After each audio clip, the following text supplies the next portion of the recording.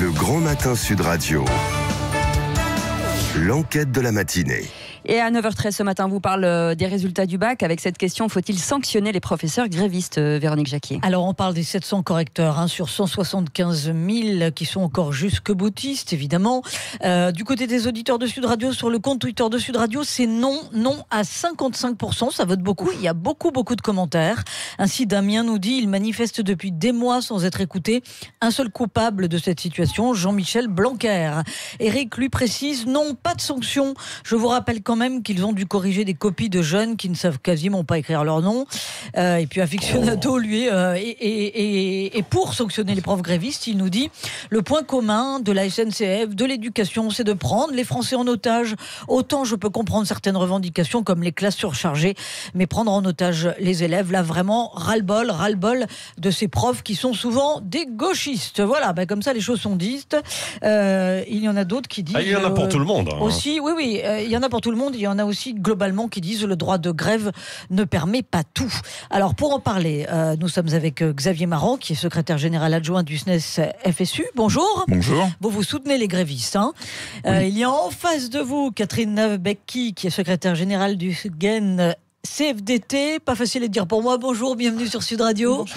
Alors vous êtes contre ce mouvement de grève? Alors le SGEN CFDT a fait le choix de ne pas appeler à faire la grève pendant les examens, que ce soit pendant les surveillances ou pendant la période de correction, parce que nous estimions que perturber le déroulement des examens, que des mouvements qui perturberaient le déroulement des examens mettraient tout le monde en difficulté. Oui. Personnel comme élèves, et notamment les élèves les plus fragiles scolairement ou socialement. C'est la raison pour laquelle nous n'appelions pas un mouvement de grève pendant cette période-là. Côté parents d'élèves, nous sommes avec Laurent Zamekowski. Bonjour, vous êtes le président de la PEP des Hauts-de-Seine. Vous êtes opposé à ce mouvement de grève? De toute façon, nous, on est surtout dans une logique de défense des parents d'élèves et surtout des élèves. Non, mais c'est pas évident parce qu'on avait la FCPE à 7h10. Oui, à 8h10. C'est vrai, à 7h10. Qui n'était pas très clair et qui défendait plutôt les grévistes quand on l'entendait en filigrane. Et puis par téléphone également avec nous un prof de philo qui est polémiste à 16h, c'est Emmanuel Jaffelin. Il est prof à Châtenay-Malabry, prof en lycée bien sûr. Et puis il a écrit plusieurs livres, notamment consacrés à la gentillesse, éloge de la gentillesse. On verra, Emmanuel, si vous êtes gentil avec les profs grévistes, évidemment. Oui. Bonjour. Vous ne me verrez pas, Véronique, mais vous m'entendrez, et je pense que Fillon, que vous connaissez bien, n'aurait pas fait ce genre de réforme débile. Le ton est donné. Oui, ça c'est fait. Et on part directement au standard avec Jean-Paul qui nous appelle de Paris. Bonjour Jean-Paul. Bonjour Jean-Paul. Jean-Paul, vous êtes avec nous? Oui, tout à fait, vous m'entendez? Bonjour Jean-Paul. On vous entend pas très bien. Mettez-vous bien près de votre téléphone. Ouais, vous alliez dire combiné encore, Patrick. C'est fini ça, c'est le temps est passé. En 1960 moi. Jean-Paul, faut-il sanctionner les professeurs grévistes selon vous?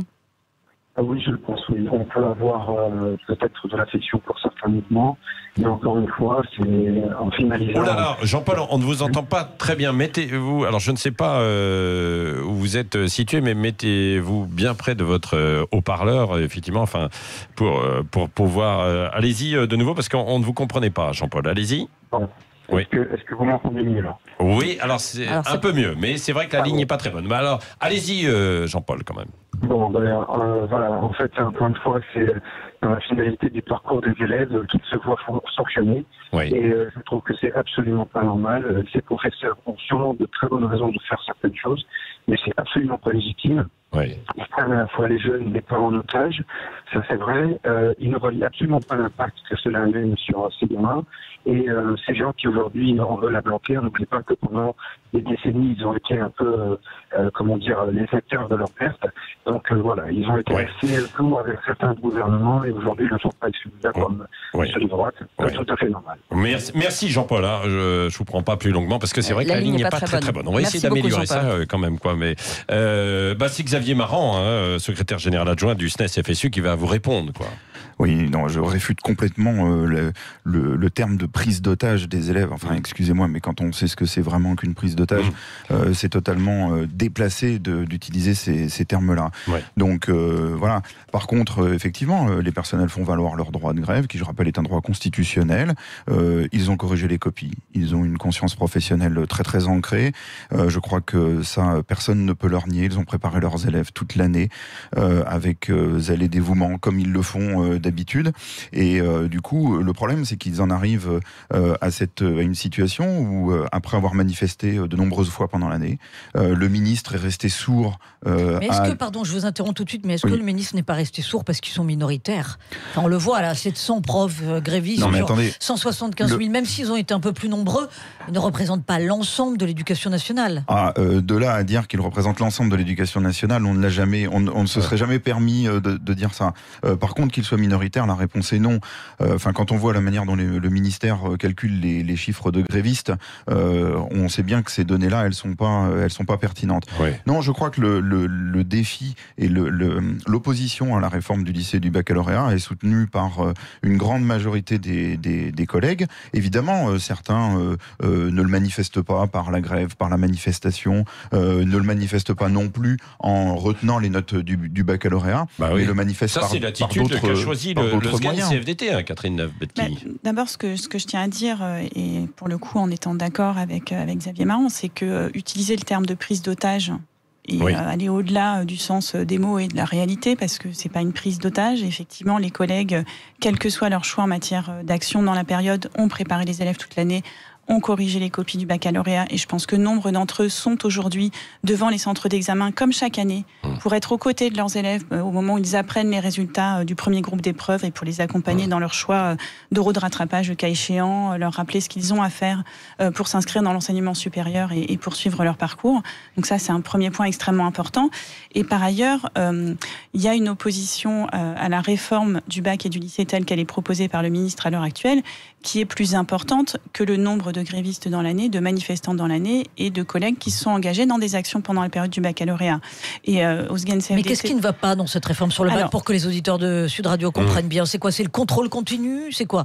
Alors, pour le SGAN CFDT, c'est pas l'introduction d'une dose de contrôle continu qui pose problème. Et là-dessus, on a des divergences de vues avec le SNES-FSU, mais on est tout à fait capable d'en discuter. Ce qui est problématique, c'est qu'on a des annonces de réforme par le candidat Emmanuel Macron disant on va simplifier le baccalauréat, aboutir à un dispositif dans lequel il y a 4 épreuves. Et puis finalement, on se retrouve avec un dispositif dans lequel il y a des épreuves terminales.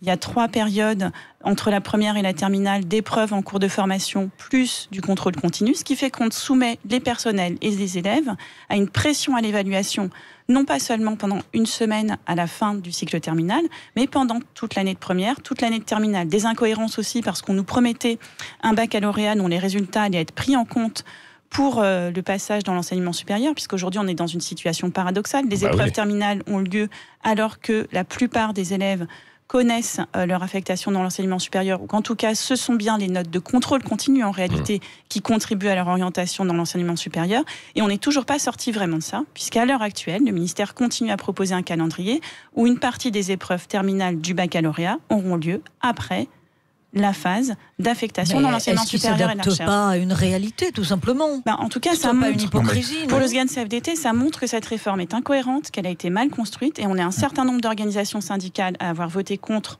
les projets d'arrêté au Conseil supérieur de l'éducation pour cette raison, dont le SGAN CFDT, et à avoir fait beaucoup de propositions au ministre encore très récemment pour améliorer sa réforme. Alors régulièrement, il dit oui, on va l'ajuster, on va l'améliorer, sauf que pour le moment, les discussions n'ont pas repris. Oui. Votre sentiment, vous, du côté des parents d'élèves, Laurent Zamekowski, sur cette réforme, quoi. Oui, justement. Sur la réforme du bac. Est-ce que vous avez des inquiétudes? Alors, la PEP soutient totalement la réforme. Bien évidemment, on est vigilant. On suit, on est dans une logique de co-construction, tout simplement. Ah, il y a de la co-construction alors, parce que les syndicats disent que non, finalement, on nous écoute à peine. Vous dites on n'a que pas été non. consulté. Et vous, du côté de la PEP, vous dites on est content, ça roule avec Jean-Michel Blanquer. On a des bons échanges. Après, on ne le lâche pas. Je veux dire, nous, notre devoir est d'être présent, de faire en sorte de faire évoluer les choses. On n'est pas dans le non, on est dans le oui, mais on veut construire ensemble. Oui. Et on travaille comme ça. Oui, Xavier Marand. Oui, non mais, le ministre, très franchement, quand on a assisté, nous en tant qu'organisation syndicale représentant les personnels, aux réunions dans lesquelles il a présenté sa réforme du baccalauréat et du lycée. Franchement, le ministre ne nous écoute pas. Il a présenté sa réforme. Il a dit voilà, la réforme, elle va se passer comme ça. Comme l'a dit Catherine Navbekti, nous avons fait, les organisations syndicales ont fait des propositions. Les propositions des organisations syndicales sont pas toutes exactement les mêmes. Il y en a certaines qui se recoupent, il y en a d'autres qui se recoupent pas, mais c'est normal, c'est la diversité des organisations syndicales.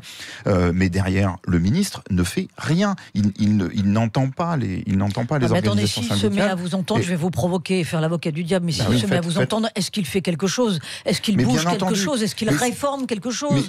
On en est là quand même depuis plus de 20 ans en France. Et c'est là que vous avez tort. C'est-à-dire que de dire que les ministres de l'Éducation nationale ne peuvent pas faire de réforme, c'est complètement faux. Il y a des ministres de l'Éducation nationale qui ont fait des réformes, certaines qui n'ont pas nécessairement eu l'assentiment de tous les personnels, mais qui ont eu l'assentiment d'une partie des personnels. Il est possible de réformer à l'Éducation nationale. Simplement, pour réformer à l'Éducation nationale, il faut prendre le temps. Parce qu'on travaille d'abord, sur un temps long. Quand on forme les jeunes, on les forme de la maternelle jusqu'à la fin du lycée pour ce qui est de l'éducation nationale, puis dans l'enseignement supérieur. Donc c'est un temps long. On forme les futurs citoyens de notre République. Donc c'est essentiel de prendre le temps de réfléchir à quelle formation on veut leur apporter. Il faut prendre le temps, mais à un moment donné, il faut trancher aussi. Bien entendu, à un moment, il faut trancher. Mais il faut aussi entendre les organisations syndicales, ce que portent les personnels. Et ça, le ministre, aujourd'hui, ne les entend pas. Oui. Emmanuel Jaffelin, quel est votre sentiment, vous ? Moi, c'est pas un sentiment, c'est une réflexion. Je suis philosophe. Il faut apprendre que enseigner la philosophie, c'est apprendre à l'élève à penser par lui-même.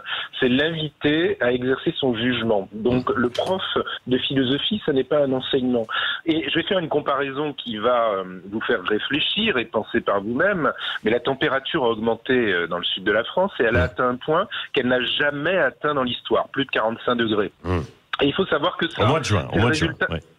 Oui, au mois de juin en plus. Non, mais c'est pour un mois de juin. Non, mais sinon, elle avait déjà dépassé cette température. Oui, allez-y. Oui, mais ce que je veux vous expliquer, c'est que notre monde vit sous le régime de la technoscience. C'est-à-dire que la technique est en réalité en amont de la science. Et que jusqu'en 1945, la discipline reine dans le système scolaire français, c'était les humanités qui unissaient le français, le latin, le grec et la philosophie.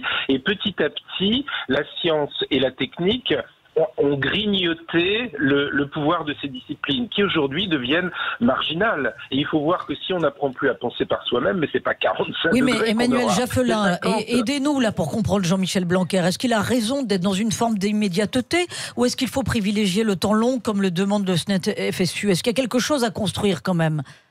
Il est dans ce que je viens de dire un certain continuisme scientiste, c'est-à-dire on croit à la science comme autrefois on croyait en Dieu, et il ne laisse plus, en éjectant la philosophie finalement de toute une classe d'âge où 80% des élèves de 18 ans, il ne permet plus aux Français de penser, et on va voir que petit à petit, c'est la science et la technique qui vont dominer. D'accord, mais c'est pas la faute de Jean-Michel Blanquer, ça. C'est la faute puisque je vous l'ai dit, si Fillon avait été élu, il aurait pas fait mais enfin ça c'est autre chose. Débile. Non mais Emmanuel Jaffelin, parce que là on s'éloigne du sujet.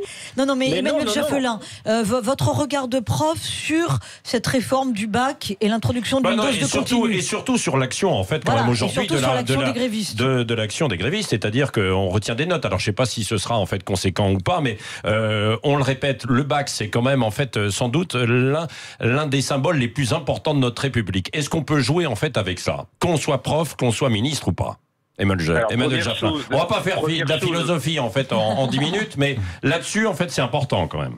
Alors, première chose, les professeurs ne retirent pas les notes, ils retirent leur communication pour obliger le pouvoir à réfléchir à l'avenir de la philosophie. Et deuxième chose, on va marginaliser la philosophie, qui était la première matière du bac, qui couronnait encore le système secondaire, qui faisait passer les enfants à l'âge adulte, et ça passait par la réflexion et la pensée. Et on voit bien qu'on est en train de couper tout ça pour, et ça je le répète, je suis désolé, pour donner un primat à la science et faire monter un nouvel illettriste qui fait qu'on est en train d'entrer dans un nouveau Moyen-Âge. Ce système éducatif est là pour ça. Il est là pour privilégier le non-savoir et la non-réflexion. Oui, bon, merci. Effectivement, c'était votre avis. On va poursuivre le débat. Donc, dans un instant, juste après une petite pause, faut-il sanctionner les profs grévistes? On en parle avec tous nos invités et vos appels. Vous êtes nombreux à nous appeler. 0826 300 300 dans un instant. pour les membres Amazon Prime. Le Grand Matin Sud Radio. L'enquête de la matinée. Et on poursuit cette enquête ce matin, il y a 9h31. Merci d'être avec nous et on parle de cette grève des professeurs avec cette question. Faut-il sanctionner les professeurs grévistes, Véronique Jacquier? Eh bien, du côté des auditeurs sur le compte Twitter de Sud Radio, c'est toujours non, il ne faut pas les sanctionner. Non à 55%. Sandy nous dit, si le gouvernement arrêtait de faire des réformes tout seul dans son coin et sans tenir compte de l'avis des spécialistes, elles seraient plus adaptées et mieux acceptées. Ah oui. Joseph, lui, à contrario, nous dit, j'ai vu à la télé certains profs grévistes, on dirait des zadistes. Et puis parmi les commentaires aussi, parce qu'il y en a vraiment beaucoup. Oui. Il y a Basco Bernet qui nous dit, bien sûr qu'il faut soutenir les profs grévistes dans ce pays. Ce n'est jamais le bon moment de faire grève. Le seul à sanctionner, ce serait le ministre pour son mépris. Voilà, alors on continue d'en parler avec Xavier ceux Marant. Qui sont sanctionnés, en tout cas, ça peut être potentiellement les élèves quand même, en fait, aujourd'hui. Oui, même si bien sûr, à mon avis, tout ça va s'arranger dans la journée, probablement, mais enfin ça quand va même. Se tasser. Et on part au standard avec René qui nous appelle de Tarbes. Bonjour René. Oui, bonjour du Tarn, oui, tout à fait. Comment allez-vous? Merci de prendre mon appel. Je voulais réagir, je suis tout à fait d'accord avec ce qu'ont dit les auditeurs précédents, et surtout les intervenants précédents, même si je ne porterai pas d'avis sur la réforme en elle-même. En revanche, il y a une chose sur laquelle que je trouve inadmissible, c'est cette grève, prendre en otage les élèves et surtout ne pas faire un travail qui a été demandé. Je suis chef d'entreprise. Quand un de mes employés ne fait pas le travail qui a été demandé ou qui refuse de le faire, c'est une faute professionnelle. Une faute professionnelle, c'est le licenciement immédiat. Et moi, je pense que pour les professeurs, ils ont accepté de faire ce boulot. Ils sont payés pour faire ce boulot. Ils ne sont pas obligés de le faire, si je ne m'abuse. Donc, comme ils ne sont pas obligés, ils ont accepté de faire ce boulot. C'est un boulot pour les enfants qui passent le bac. Et j'ai une fille en ce moment qui passe le bac. C'est énorme pour eux. C'est énorme de ne pas savoir s'ils vont l'avoir, s'ils ne vont pas l'avoir, s'ils vont avoir leur note ou s'ils ne vont pas avoir leur note. Je trouve ça lamentable. Vraiment lamentable de la part des professeurs de faire cela. S'ils ont quelque chose à faire, qu'ils le disent, mais qu'ils ne le fassent pas au moment du bac. Ils n'ont pas le droit, ils sont là pour éduquer nos enfants, pour les instruire, pas pour les éduquer, pardon, pour les instruire. Et ils ont signé ce papier comme quoi ils allaient instruire nos enfants. Ils n'ont pas le droit de ne pas le faire. C'est comme si moi, en tant que parent, je disais, je démissionne, je n'éduque plus mes enfants. Je n'ai pas le droit de le faire. À partir du moment où j'ai accepté d'avoir un enfant avec ma femme, j'ai pris sur moi 30 ans pour les éduquer. Et les profs ont pris sur eux 20 ans pour les instruire. Et ça, ils ont l'obligation de le faire. Mais René, en même temps, ils ont le droit de grève aussi. À ce moment-là, il fallait qu'ils refusent de corriger les copies. Eh oui. Il fallait qu'ils disent, ok, moi je ne corrigerai pas les copies. Il y a suffisamment de profs qui auraient été d'accord pour le faire et être payés, parce qu'ils sont bien payés pour corriger ces copies. Il faut le rappeler aussi. J'aimerais bien que les intervenants qui sont là le disent comme ils sont payés. Ils sont payés combien? On va le dire, Xavier Marant. Restez avec nous, René. Et pour le baccalauréat, 5 € par copie, ça a été revalorisé il y a de ça une dizaine d'années. Mais par exemple, 5 €, combien de copies? Moi qui ai corrigé le BTS jusqu'à l'année dernière, on était payé 2,20 € par copie. Donc franchement, c'est pas bien. Combien de copies on corrige à peu près en moyenne? Ça dépend des disciplines, c'est très variable. À peu près. On a des collègues de philosophie qui ont plus de 100 copies à corriger. On en a d'autres qui ont la moyenne. Je dirais que le minimum c'est 70. Le minimum c'est 70 et puis ça peut aller jusqu'à 100, 130 copies à corriger. Ça fait une bonne petite prime quand même de fin d'année. C'est lourd.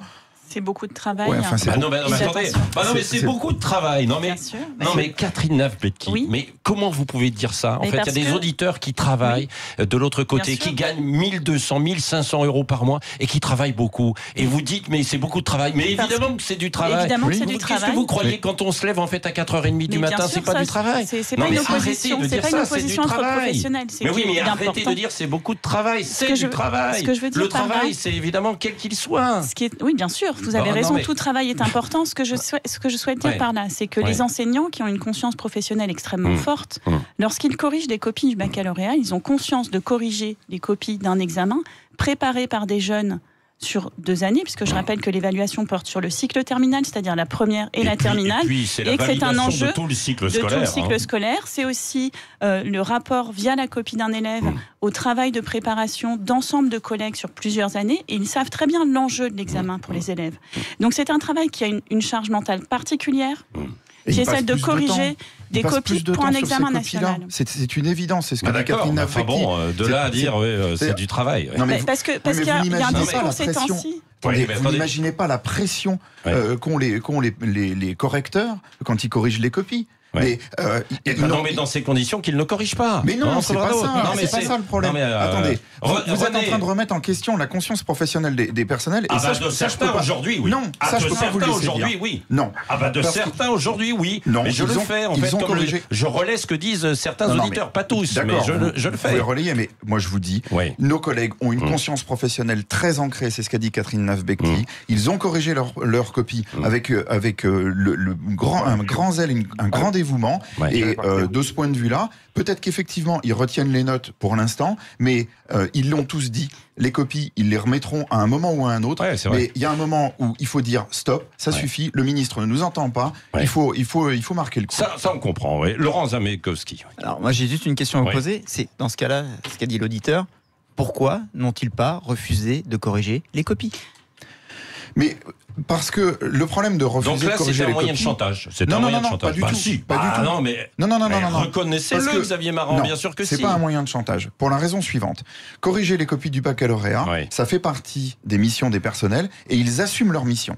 D'accord ? Ils assument leur mission et s'ils n'avaient pas corrigé le bac... Mais ils n'assument pas la mission jusqu'au bout puisqu'ils ne la rendent pas à l'heure. Non, c'est simplement qu'à un moment donné, ils décident d'exercer leur droit de grève, qui, je le rappelle, est un droit constitutionnel.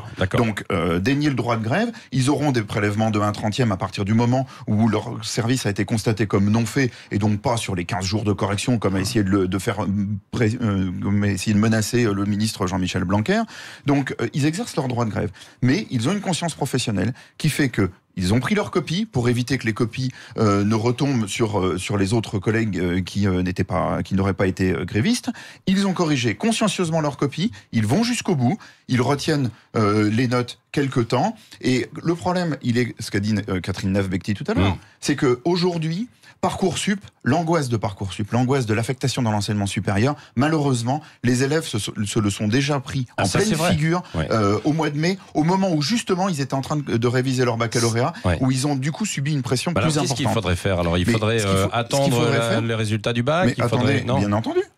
Bien entendu, c'est des choses qui se faisaient. Ce serait au mois de juillet. C'est des choses qui se faisaient. Il est fondamental de redonner au baccalauréat son caractère de diplôme universitaire. Ça, c'est quelque chose que le ministre se refuse parce qu'avec le bac qu'il met en place, le bac réparti avec des épreuves réparties sur deux années scolaires, avec une évaluation permanente, avec la part de contrôle continu, c'est pas comme ça que le ministre va redonner son aura au baccalauréat. Et le fait qu'il soit pris en compte pour l'affectation dans l'enseignement supérieur, c'est quelque chose auquel on tient beaucoup. Catherine Nave-Becti et d'abord peut-être Laurent Zamekowski, pour les parents d'élèves. Il se trouve que j'ai passé le bac et que j'ai déjà été confronté à déposer des candidatures. Aujourd'hui, ça passe par un algorithme, par Parcoursup. Mais je me souviens avoir, avant le bac, déposer des candidatures dans pas mal d'écoles avec des pré-réponses, etc. Finalement, ça a toujours existé. C'est la même chose, mais avec un algorithme. La seule chose, c'est qu'on n'est pas obligé d'aller se lever le matin, effectivement, à 4 ou 5 heures pour aller faire la queue devant la fac ou devant une école.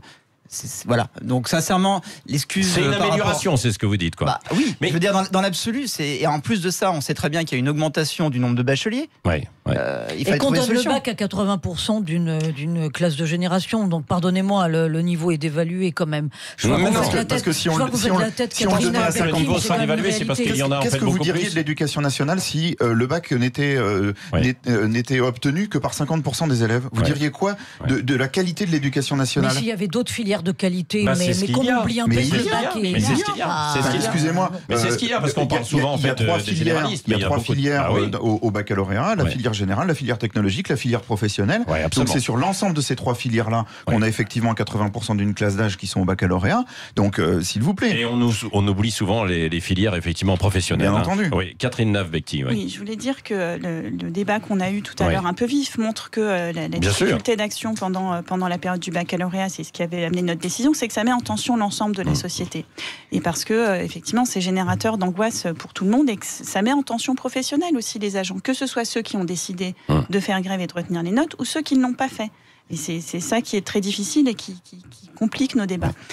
Sur la dévaluation du baccalauréat, je pense aussi que c'est un faux débat. Il y a une élévation générale du niveau de qualification dans le pays, c'est un objectif partagé et il est atteint. On ne peut pas dire qu'il y a une baisse du niveau de qualification dans la société française, c'est plutôt l'inverse. Effectivement, la réussite du système éducatif, c'est d'amener des élèves à progresser dans leurs apprentissages. Là où il y a difficulté, et on le voit bien à tous les niveaux du système éducatif, et y compris à l'université. C'est pour ça que le SGEN-CFDT a souhaité soutenir la loi orientation réussite étudiante, parce qu'il y avait un volet accompagnement, adaptation des études à l'université pour accompagner les étudiants les plus fragiles. C'est comment, au cœur du système éducatif, tout partout, dans les différentes filières d'enseignement, on accompagne les élèves dans leur choix et dans leurs difficultés d'apprentissage. Or, une des critiques que nous faisons au SGEN-CFDT à la réforme de Jean-Michel Blanquer, c'est que ce travail sur l'accompagnement et le temps donné aux professionnels, qu'ils soient enseignants, conseillers principaux d'éducation ou psychologues de l'éducation nationale sur le conseil en orientation pour accompagner les élèves et du coup déjouer les inégalités sociales à l'école est très insuffisante. Insuffisante en temps, insuffisante en réflexion et en élaboration. Alors nous avons un auditeur et on va conclure aussi ensuite en philosophie peut-être, en fait, ce débat. Avec Emmanuel Jaffrin qui est toujours avec nous. Olivier au standard qui nous appelle d'Albi. Bonjour Olivier. Bonjour Olivier. Bonjour à tous et merci de m'avoir pris à l'antenne. Oui. Voilà, moi je vais prendre un petit peu de hauteur. Voilà, j'ai 46 ans, j'ai 3 enfants qui sont, qui ont 18, 20 et 22. Je voulais faire une remarque un petit peu générale. Oui. Ça fait 20 ans, donc il y a 20 ans en fait, on se vantait d'avoir un niveau scolaire relativement élevé, parmi les 5 premiers au monde. Aujourd'hui, par rapport à des différents examens, on voit très bien qu'on est en perte de puissance. Et ça fait 20 ans qu'on essaye de faire des réformes. Et toujours il y a toujours la même barrière qui intervient. Ce sont les profs qui prennent en otage, avec une minorité probablement, et du coup on n'arrive à rien, à pas faire évoluer le système. Aujourd'hui, à titre d'exemple, voilà, moi j'ai un enfant qui a fait une prépa infirmier, qui postule sur Parcoursup et qui se retrouve admis nulle part, puisqu'aujourd'hui on est quand même, ce qu'il faut voir, c'est qu'on est dans un système élitiste où en fait on préconise des voies techniques qui sont censées aller dans une voie spécifique, comme typiquement la partie infirmier. Et aujourd'hui mon fils va aller en Belgique, où là il est accepté, où il y a 60% d'élèves français qui vont là-bas parce qu'en France ils sont refusés. On a un système qui est élitiste, qui est catastrophique, et je ne comprends pas aujourd'hui comment les professeurs, parce que ça c'est une forme de responsabilité, refusent toute réforme. On est vraiment en déclin pour le choix des enfants. Quand vous avez des enfants qui ont 20, 22 ans, qui vont à la fac et qui se retrouvent en difficulté parce qu'on est dans un système hyper théorique, c'est-à-dire on apprend des grandes formules, des grandes choses qui sont complexes, mais qui ne servent à rien. Aujourd'hui, typiquement, on voit bien que la formation infirmière, il y a eu 100 000 demandes pour 10 000 candidats. C'est vrai. Alors Olivier, peut-être qu'on n'a pas, on n'est peut-être pas très bon dans l'orientation aussi, dans l'accompagnement. Catherine Navbecki, vous en parliez tout à l'heure, dans l'accompagnement pas psychologique, mais l'accompagnement de l'orientation. Franchement, on n'est pas quand même très très bon en France. Le problème, c'est quels moyens on donne à l'ensemble des professionnels de l'éducation en temps de travail et en temps avec les élèves pour faire. Or, très peu. Si vous regardez les recrutements de psychologues de l'éducation nationale, conseillers en orientation, c'est franchement je vous parle en fait de... C'est un corps qui a été créé, psychologue de l'éducation nationale, dont une partie des personnels sont spécialisés en conseil en orientation. Et ce corps-là est en perte de vitesse, on ne recrute plus. Il y a beaucoup de collègues contractuels parce que les postes ne sont pas pourvus. Et l'État n'investit pas dans ce domaine-là. Ensuite, sur la situation précise évoquée... C'est le privé qui vient un peu au secours pour essayer... Le privé ou rien du tout, puisque là, il y a du coup... il y a du privé, mais bon, ça coûte un peu d'argent. Et voilà, et donc beaucoup de familles n'y accèdent pas, et beaucoup d'élèves n'y accèdent pas, et c'est un problème d'égalité. Sur la situation précise qu'évoque l'auditeur, la difficulté, c'est que pour les études soins infirmiers, et pour l'ensemble des études médicales, il y a des numerus clausus. Et donc, il y a effectivement une demande très forte. Il y a des négociations qui devaient se faire jour avec le gouvernement, globalement sur la santé, sur les études de santé. C'est en cours. Bon, merci. Il y a beaucoup d'auditeurs qui nous appellent. Emmanuel Xavier le refus de toute réforme, il faut arrêter avec ça. Les personnels ne sont pas en refus de toute réforme. Au contraire, ils demandent à un certain nombre de réformes. Des réformes qui font sens. Mais des réformes qui font sens pour les élèves, évidemment. Je voulais juste dire deux choses. La première, c'est qu'effectivement, le débat qu'on a eu aujourd'hui, on aurait pu l'avoir il y a 5 ans, il y a 10 ans, il y a 15 ans, il y a 20 ans, il y a 25 ans. C'est vrai, Et la dernière chose que je veux juste te dire, c'est avec tout le respect qu'on a par rapport aux enseignants, et c'est hyper important, et on pense que cette profession doit être revalorisée, évidemment. Mais de l'autre côté, l'avenir de nos enfants, il n'est pas moins important que celui des enseignants. On le sait bien, et c'est aussi pour ça qu'on dénonce la réforme de Jean-Michel Blanquer. À tous, que ce soit les bacheliers, les futurs, les enseignants également. Et Emmanuel Jafflin, un mot de philosophe pour conclure? J'aurais bien voulu en donner 4 parce que je suis prof, mais je suis aussi philosophe. Alors la première, c'est que les profs ont corrigé les copies mais ne les ont pas rendues. Oui. La deuxième, c'est que la philosophie est la seule matière où tous les profs corrigent le bac. La troisième chose, c'est que la France, c'est les Gaulois, et que, contrairement en Amérique où la philosophie n'existe pas, où elle n'a pas sa parole dans les médias, vous m'appelez aujourd'hui comme enseignant, mais les autres jours comme professeur. Et la dernière chose, c'est qu'on passe notre temps à faire des réformes perpétuelles, on déstabilise l'espèce humaine, et la durée, c'est la continuité. Il faudrait qu'on sache que les gens sont des penseurs qui peuvent tous devenir philosophes, et que l'horizon de la philosophie, c'est la sagesse, c'est pas le blabla. Merci de m'avoir donné la parole. Voilà, la sagesse. Merci Emmanuel Jafflin. On termine à combien, On termine toujours à 55% de non, pour dire qu'il ne faut pas sanctionner les profs grévistes, avec cette réflexion de Catel qui dit: faut-il sanctionner les profs jurys qui ont accepté de mettre des notes au pif à la tête du client? Ce baccalauréat 2019, valeur 0. Voilà. Écoutez, ça résume un certain sentiment. Pas sympa pour ceux qui ont bossé pendant toute l'année. Oui. En tout cas, merci d'avoir été avec nous ce matin. Été avec nous. Dans un instant, on va parler de l'amour interdit, sexe tabou au Maghreb. Alors oui, avec c'est tout autre sujet. Oui, Michael Gagné sera avec nous. Puis on fera un petit tour sur tout. Et dans un quart d'heure, on va du côté de Carcassonne rejoindre Vincent Ferniaud pour une émission exceptionnelle de 10h à midi sur les routes de l'été. Restez avec nous, il est 9h47.